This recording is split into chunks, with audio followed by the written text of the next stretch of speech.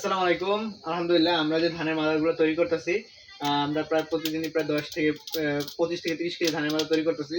তো আমরা এখন রাতেও ধানের মাদারটা ধানটা সিদ্ধ করতেছি। তো ধানটা সিদ্ধ করতে জন্য সময় যে জিনিসটা খেয়াল রাখতে হয়, ধানটা যেন বেশি সিদ্ধ না হয়ে যায় বা আবার কম সিদ্ধ হইলেও আবার ধানের মাদারটা হওয়ার সম্ভাবনা খুবই কম থাকে।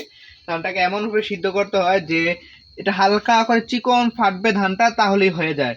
আপনি যদি ধানটাকে বেশি সিদ্ধ করে একদম ধানটাকে ভিতরে যে চালটা থাকে ওই চালটা যদি বের করে নিয়ে আসেন, তাহলে দেখবেন ধানের মাদারটা নষ্ট হয়ে যাওয়ার সময় থাকে, গ্রিন মুজ চলে আসে।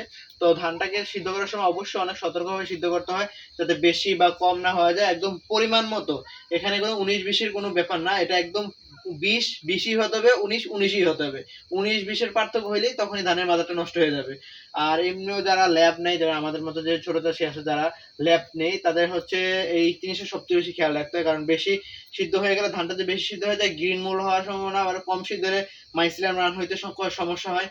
তো সব দিক থেকে বিবেচনা করে আপনারা ধানটাকে যখন সিদ্ধ করবেন, যারা ধানের মাদা তৈরি করেন, তো এমনভাবে সিদ্ধ করবেন যাতে ধানটা অতিরিক্ত সিদ্ধ না হয়ে যায়, আবার কম সিদ্ধ না থাকে। একদম এমন সময় নিয়ম নেবেন যখন ধানটা হালকা করে একটু চিকন চুলের মতো ফাটছে, তখন এটা নামাই নেবেন। তখন নামায় পানিটাকে ছেঁকে রেখে দিলে তারপরে আস্তে আস্তে এটা আরেকটু সিদ্ধ হবে। কারণ ধানটা তখনও গরম থাকে, তখন ধানটা আপনি রেখে দেবেন ঠান্ডা হওয়ার জন্য, তখন দেখবেন আস্তে আস্তে এটা আরেকটু ফাটবে। তো সব দিক দিয়ে খেয়াল রেখে আপনার ধানের মাদারটা তৈরি করবেন, যাতে ধানের মাদারটা যত সম্ভব কম নষ্ট হয়।